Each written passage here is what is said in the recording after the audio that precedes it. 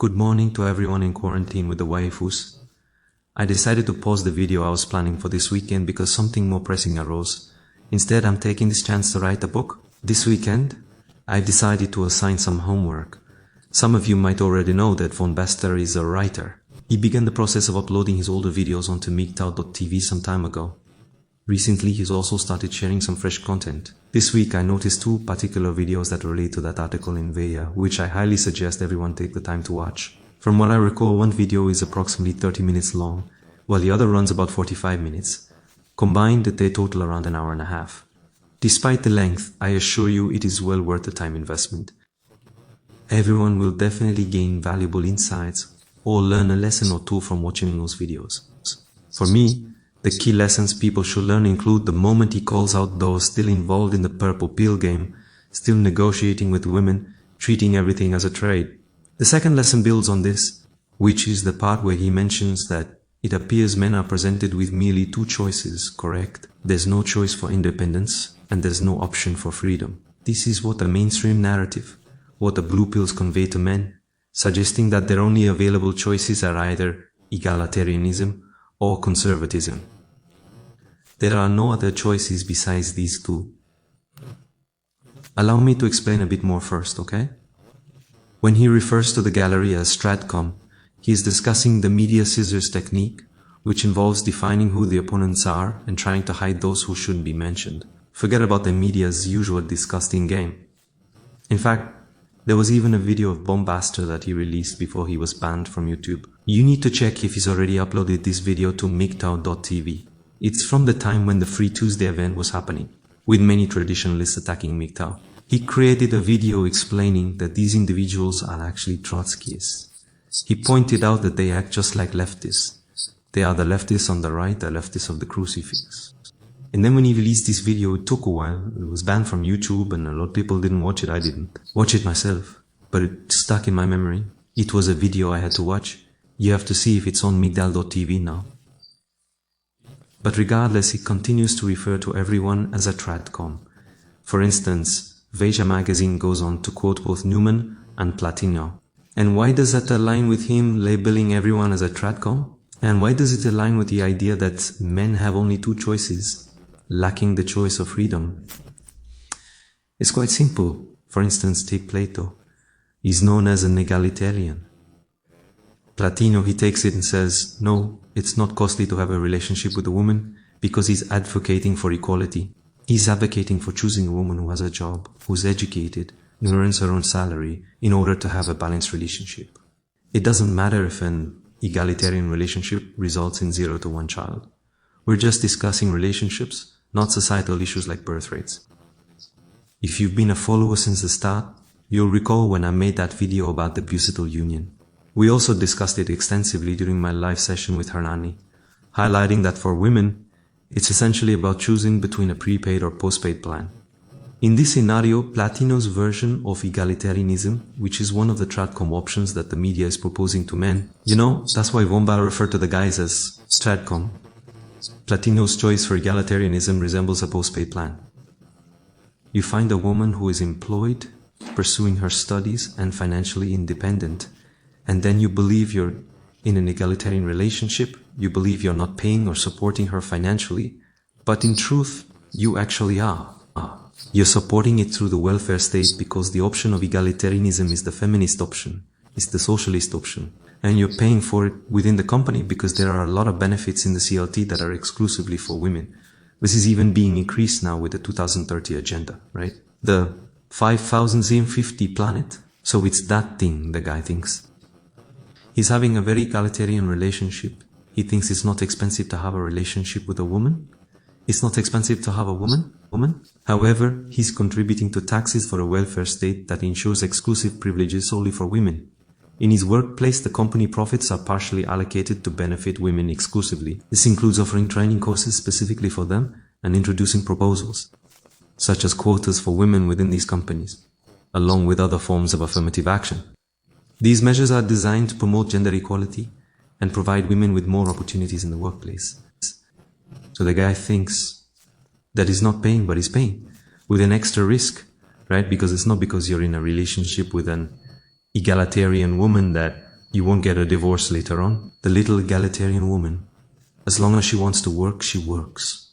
When she doesn't want to work anymore, she'll throw the whole bill at you. And socially and legally, you are responsible for every woman you have a relationship with. In essence, that is the reason it's considered postpaid, regardless of whether you're a provider or not, even if you're a toquero. There are quite a few egalitarian women who, when they decide to separate, consult a lawyer to discover what they might be able to obtain from their former husband or ex-boyfriend with whom they were living. Sometimes they even inquire about what they might get from a boyfriend or ex-boyfriend they weren't living with. Isn't that so? So, it's all tragic comedy because at the end of the day, it's ultimately about the female imperative.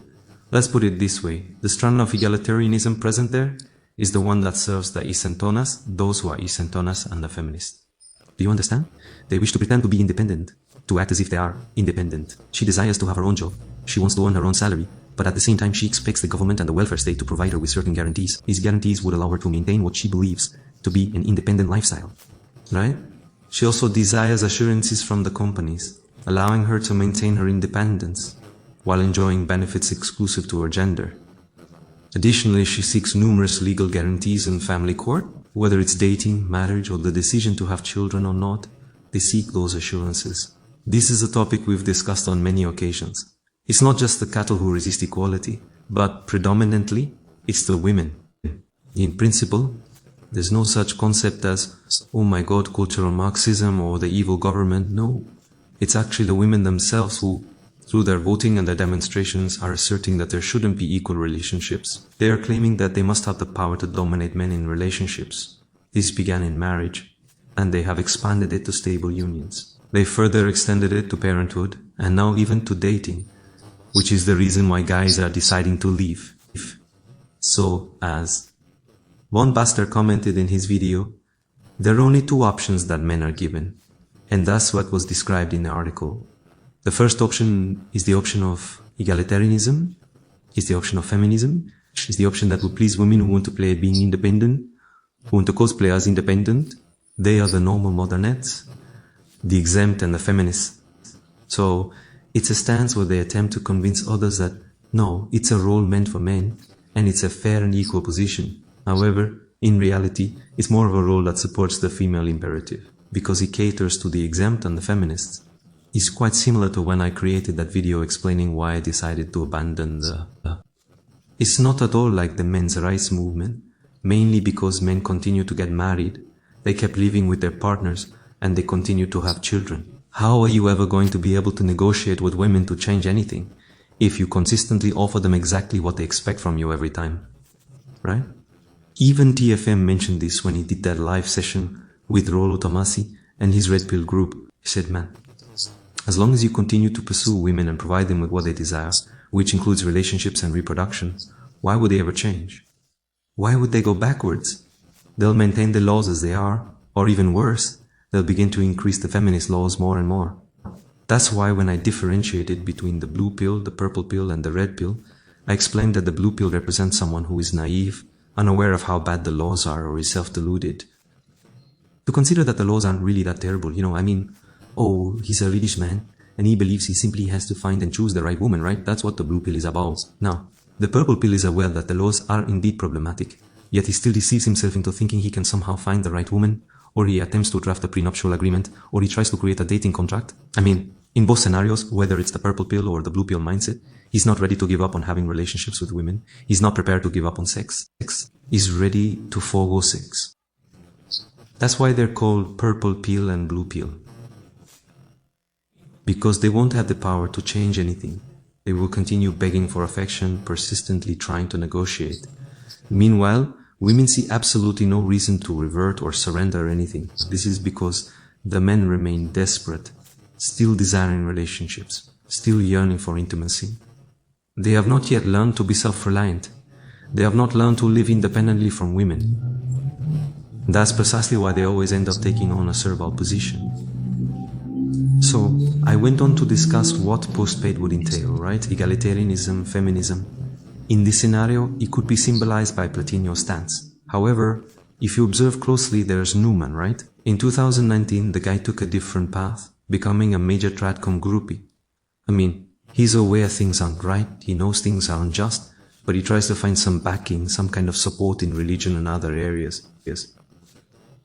And this would represent the group's stance, the conservative viewpoint, which specifically pertains to the matter of the oral union. This refers to the prepaid plan, meaning the plan that you pay for ahead of time, in advance. And unlike the egalitarian feminist stance, right, concerning guilt, which is the plan that satisfies and benefits the exempt women, those feminist women who wish to continue working but prefer to have the man take responsibility for paying the majority of the household bills, or even most of them, right, because the man's income is considered as belonging to the family. The woman's money belongs solely to her. But anyhow, the prepaid positioning, which in this instance would symbolize Newman, would stand for the blue pill, is the kind of positioning that's crafted to satisfy whom? To satisfy the conservatives, to please the conservatives of the feminist fifth wave who are eager to find a significant provider. Do you understand? Who here believes that men have an obligation to provide for and protect women in general? Even Platino, in one of his videos, mentioned that men have the right to direct women only if they are providing for them. Is this a traditional role? It doesn't matter if he shares expenses with his wife or if she supports him. Socially and legally, he's responsible for her and the kids, not her. If she gets sick and can't work, he's responsible for everything. If the woman ends up getting fired from her job or she makes the decision to stop working altogether, he will be the one who has to take responsibility for everything. For her, there will be welfare benefits available and she will have the legal rights to demand financial support from the man. This can include forcing him to work through the family court system, requiring him to pay alimony. And if he fails to pay the amount that is arbitrarily set by the court, he will face jail time. But not her, you understand. If she lacks the financial means to care for her children, she will receive assistance from the state to help with her situation. If she doesn't have money, she can demand it from him. He can't do the same to her. He can't receive money from the state to look after his children. And he can't demand alimony from his wife to take care of the children. The man is always responsible, legally and socially. And socially because society demands it of him. So this idea that, oh no, the man can only be in charge in a situation where he's supporting the woman, that's an aberration. This is a complete aberration, an absolute act of stupidity. So let's take a step back for a moment. As von Baster mentioned, both traditional and mainstream media are actively promoting egalitarianism and conservatism. They are doing this because they want men to be confined to just these two choices. The media doesn't want men to question the existing laws. It doesn't want them to challenge the role of being a provider, especially now, as we reach the end of the 20th century and move into the 21st century, which really doesn't make any sense at all. How can you expect to demand a provider role from a man, when, for instance, women have been in the workforce for quite some time now? It's been over 50 years since they gained access to employment opportunities, and they already have access to education, correct? In fact, if you take a closer look at it, consider, for example, the Generation X individuals, those who are now in their 50s. They have experienced a certain level of market reserve within both the academic and professional environments. In their time, men could still gain more status and resources than women could through their work. There remained a certain distinction between the genders, between the environments that women pursued and those that men pursued. Naturally, the environments pursued by men were more lucrative. Consequently, these men typically hold a more traditional viewpoint. They believe in the position that you are responsible for the children and you should pay most of the bills and everything. However, when the Y generation appeared, referring to those individuals who are under 40, primarily in their 30s or 40s, these individuals did not fully grasp it. They encountered a completely diverse work environment where men and women work together with salaries being essentially equalized. Consequently, the Y generation individuals already possess a resistance to the traditional notion of needing to be the sole provider or having the obligation to support a woman financially. Why was that? Well, the women were my colleagues at university, they're my colleagues at work, they get the same salaries as me. Understand? In any case, I don't have any rights, any benefits that they don't have access to. In fact, they have rights and benefits that I don't have under the CLT. So why the hell do I have to support her? So, you have to understand that Tradcom's, Lupio's, Providor's discourse is a discourse to please these old people from Generation X and Generation. Baby boomers had more resources, allowing them to be more generous with women. And the egalitarian discourse, it's more to please the Y generation, guys. But then there's a dilemma in all this. Why? As much as there is now this position of Neilman's, Ruby's, the religious tradition, that the man has to be the provider, he has to be the man of value, he has to be the big man of value who will please the conservatives of the feminist fifth wave. That's why I say that so much of it is about the man. Equalitarianism, feminism, conservatism and traditionalism all serve the female imperative. On one hand, you have equalitarianism and feminism, which cater to women who want to be independent, continue working, and play the role of the little feminist in an equal partnership. On the other hand, you have conservatism and traditionalism, which cater to women who prefer to be the damsel in distress, desiring to be taken care of by a man, and seeking an easy life. I'll find a guy with a good salary and job, start the relationship working, but gradually stop to become a housewife. Understand? Ultimately, both groups contribute to the feminist fifth wave, which encompasses both perspectives. The defining feature, the significant innovation of the feminist fifth wave, lies in the conservatives. However, the exempt women remain, as do the egalitarians. We recognize that the egalitarians don't make a difference or bring about change, because they already possess more rights, enjoy more benefits, and have legal protections than men lack. Regardless of whether the arrangement is conservative or egalitarian, this remains true. Relationship. The man is responsible. He pays for the business. That's precisely the reason why we differentiate between the post-paid plan, which represents the person who is willing to take the chance of having a balanced relationship, and the prepaid plan, the person who is opting to pay up front. However, we now have an intriguing development, which is that we are witnessing Generation Z. Young men who are below the age of 30, even under 25. These are young men who not only haven't had a market reserve in the academic or professional sphere, and not only have they experienced the diverse academic and professional setting, meaning they have competed with women for both training and job opportunities, but now they are facing and have already been experiencing subtle discrimination within the workplace and academic environment. We already know that the HR folks over there are keen on hiring women, but now they're beginning to suggest openly discriminatory practices. They're proposing quotas for women in the private sector. Since 2015 and 2016, they've started to propose affirmative action, quotas, and exclusive benefits just for women through that UN Women Initiative, right? It's called Planet 50/50 Agenda 2030. So how do you intend to pitch the idea of the blue pill, the provider role, conservatism and traditionalism to the Generation Z guy? Even if he truly wanted to, he simply doesn't have the choice, nor does he possess the capability to be generous enough to satisfy conservadia. You understand? It just doesn't function that way. And that's the major error these individuals commit, which is simply disregarding the MIG-10. And then they proceed to shame the MIG-10s. Even Pinduka made a significant error, a rather rude one, because he approached the kids in that manner. And these are guys who have never even seen a pussy up close. It's like, that's a form of shaming, you know? That's shaming cattle, man. That's shaming traditional communities, man. If we come to the conclusion that women are dependent, that they're like giant children, right? Both on a micro level and a macro level, both in personal relationships between two individuals and on a larger scale, in political, economic, and governmental contexts, they're like giant children. They are dependent, and they remain eternally dependent. How can you shame a man when men are the ones who actually maintain and sustain society? They are the producers after all. How can you shame a man simply because he doesn't have a woman's approval? Essentially, you're shaming a responsible man, a producer of society, just because he hasn't been approved by someone who is dependent, like a child. That's just absurd. And that's another aspect I want to discuss here. It's not merely this intense dependency that guys have on being in a relationship and having sex.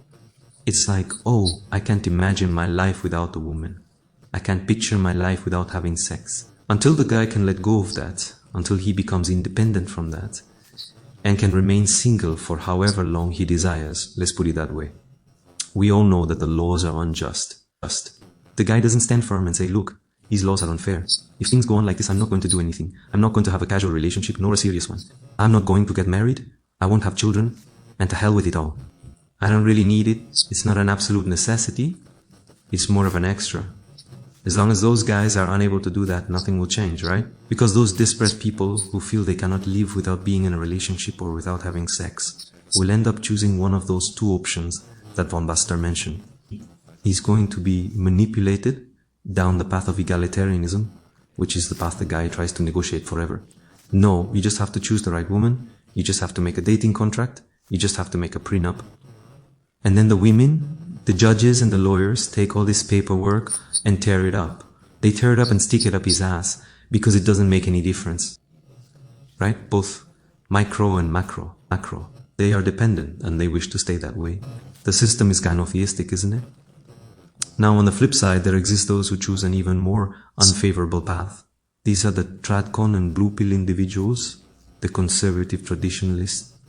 They aim to embrace this role and essentially become a provider from the very start to the very end, right? From beginning to finish. The man views the woman as someone dependent, someone he feels obligated to support and provide for. But then he gets to experience a life where the little conservancy he married manages the house equally. She's as much in charge as he is, they share authority at home, which is absurd. It's even more absurd because men are only offered feminist egalitarianism or traditional conservatism. Is the egalitarian guy taking a risk by sharing expenses with his wife? In a breakup, he might mess up a lot, but he's paying taxes, generating company wealth, all directed to women through benefits and laws for them. The conservative tradcom guy is generating company wealth directed only to women and paying taxes to the welfare state. So, is he still providing support to the woman with whom he is in a relationship? Consider the math. It's like the egalitarian man supports himself and shares costs with his partner, yet also supports 2 more women through feminist policies in companies and government. Meanwhile, over there, tradcom, the guy is not only supporting himself and the woman he's in a relationship with, but he's also supporting a few more women over there too. This is all happening through feminism in both companies and government feminism. Do you see what I'm trying to say? The guys arrive and suggest options. See, your option is like the egalitarianism of Plato's channel or the traditionalism of Newman's channel. And these are your 2 options, right? No. You don't question the laws, you don't question female nature, you don't question the roles of men and women in society. So basically we've conducted all the analysis and we've made all the decisions for you. You're left with just these 2 options here. Both of these options cater to the female imperative. They are 2 choices that please women and require sacrifices from men. And then the big man steps in. You get it? The purple pill guy heads in one direction, believing he's getting a favorable outcome. Meanwhile, the blue pill guy heads in the opposite direction, also thinking he's securing a good deal. When in reality, what is truly happening is that he's turning into a slave. He is essentially becoming either a post-paid slave or perhaps even a prepaid slave. Do you understand what I mean? And yet, they still have the belief that they're independent. They think they're independent. They believe they're taking the red pill. However, the truth is that the guy is completely incapable of turning his back on women. So, it makes perfect sense that they're putting so much effort into promoting this idea of the 5th wave of conservatism and provider cattle. It's because it's already evident, more than clear, that the welfare state is on the verge of breaking down. It's going to break, and it's going to break really badly, isn't it? And that's fine. The couple with an equal relationship will do their own thing, right? But I think such relationships are mostly for the upper middle class. The woman willing to have equality either earns well or has family money, giving her the luxury of equality. Perhaps statistically and numerically, they are indeed in the minority when it comes to egalitarian relationships.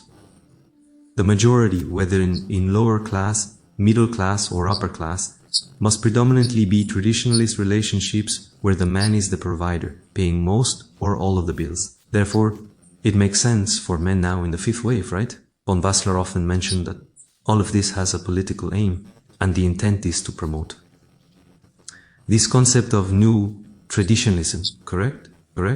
Traditionalism and Brazilian conservatism emphasize the role of the blue-collar traditionalist man who must support his wife and children, because that's seen as the role of men, the division of the sexes.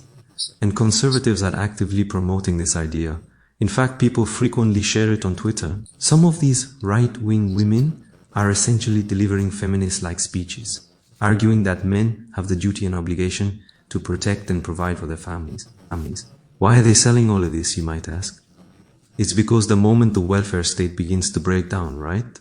Those with money who manage an egalitarian relationship can live normally. They might need to tighten bills a bit, but the guy risks divorce and getting screwed. The real issue is most women are dependent and most relationships have the guy as the provider.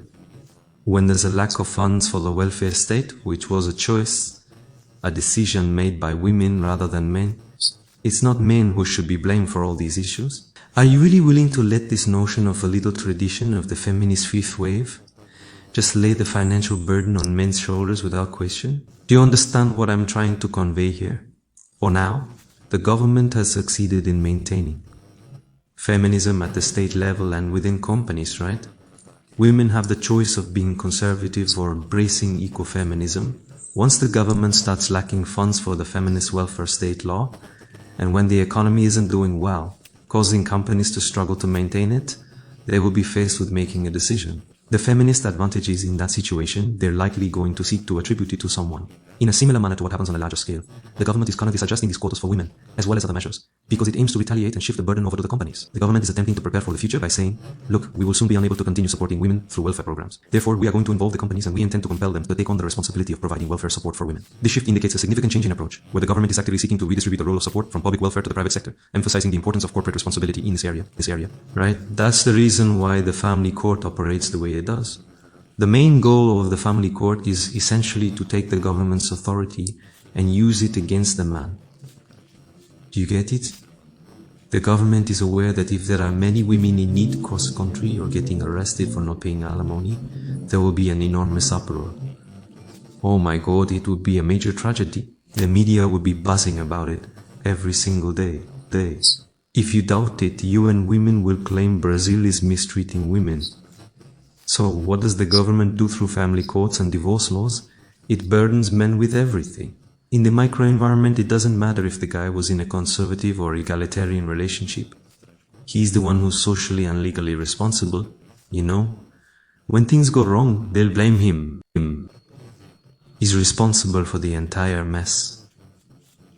On a micro level, and on a macro level, the government is preparing businesses by saying, look, we're going to start requiring private companies to support women. Because when we can't afford welfare anymore, we'll shift it to the companies, right? And this fifth wave and traditionalist movement is already conditioning the masses, right? Prepare the masses thoroughly. So that, for instance, when the government can no longer afford to support feminism, when companies are unable to sustain feminism financially, we'll have a legion of individuals already conditioned and prepared to support women, you know, and then nobody will learn any meaningful lessons. Because ultimately, that's how it always is. Men are the producers, men take responsibility, while women tend to be irresponsible and remain dependent, eternally reliant on others. That's the plan those guys have, you see. It's essentially about keeping everything unchanged, sacrificing the men once more, and then life just continues as usual.